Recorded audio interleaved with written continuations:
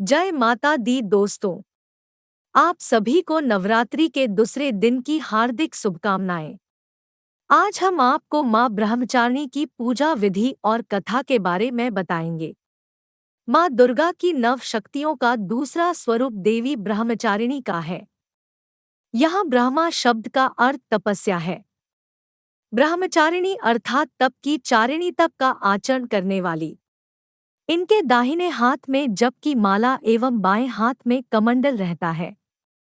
मां ब्रह्मचारिणी की पूजा विधि। सुबह उठकर स्नानादि से निवृत्त होकर साफ जगह पर चौकी रखकर माता का पूजन करें।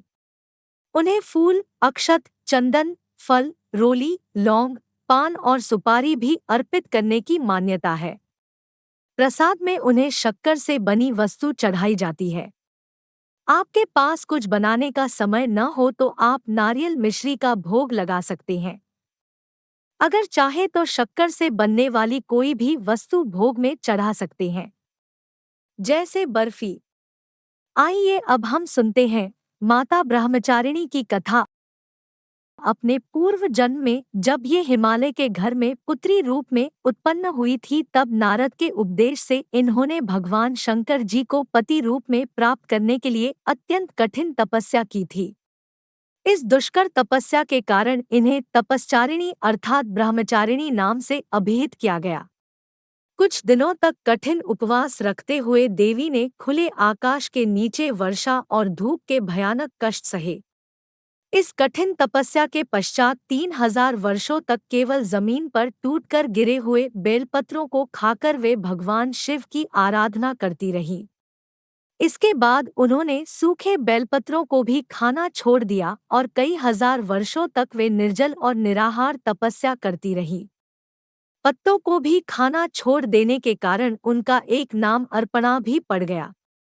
कई हजार वर्षों की इस कठिन तपस्या के कारण ब्रह्मचारिणी देवी का शरीर एकदम क्षीण हो उठा। उनकी यह दशा देखकर उनकी माता मेना अत्यंत दुखी हुई और उन्होंने उन्हें इस कठिन तपस्या से विरक्त करने के लिए आवाज दी, उमा। तब से देवी ब्रह्मचारिणी का एक नाम उमा भी पड़ गया। उनकी इस तपस्या से तीनों लोकों में हाहाकार मच गया।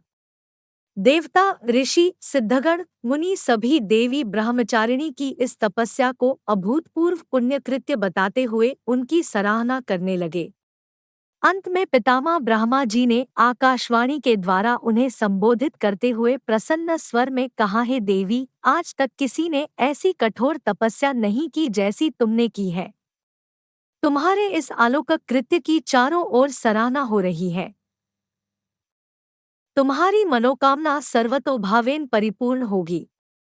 भगवान चंद्रमौली शिवजी तुम्हें पति रूप में प्राप्त अवश्य होंगे।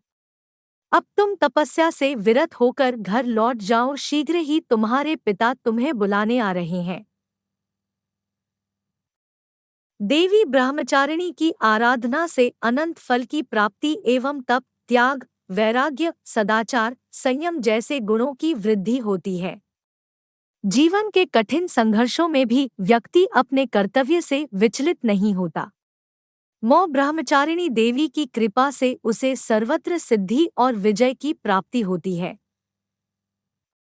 लालसाओं से मुक्ति के लिए मां ब्रह्मचारिणी का ध्यान लगाना अच्छा होता है।